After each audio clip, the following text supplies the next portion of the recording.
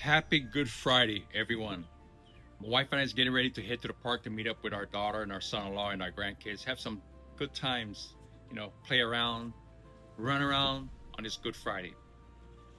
You know, why is it called Good Friday? For us Christians, we call it Good Friday, huh?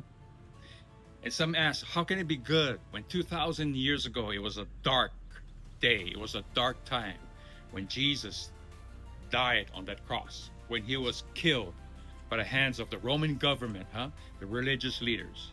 It was God's divine plan to restore man back to him, on this Good Friday. Listen, I like to call it the 3 R's for Good Friday. This is how I remember Good Friday.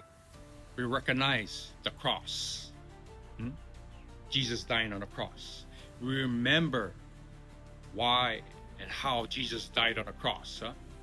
On the way to the cross, he was beaten, whipped. Look, his face was marred beyond recognition. That's right.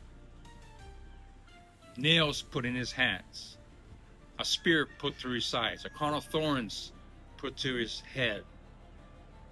He bled for us. We remember that. Jesus died for us. Jesus took our place on that cross. No greater love than this, that a man laid down his life for his friends. We remember that. Jesus paid our debt in full. That's why we remember. And look, the 3rd R, rejoice. We rejoice. We who are Christians, who are saved, blood bought, we rejoice on this day. That's why we call it Good Friday.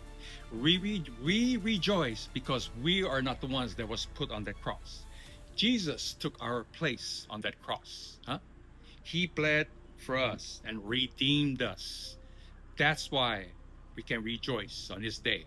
And I love what the Apostle Paul said in 1 Corinthians chapter 1, verse 18. It says this, look, listen. The preaching of the cross, the message of the cross to those who are perishing is foolishness. But but we who are saved, it is the power of God. That's right. The message of the cross, Jesus Christ dying for us, setting us free by his blood. That's why it's a Good Friday. Recognize, remember, and rejoice on this Good Friday, Christian. God bless you.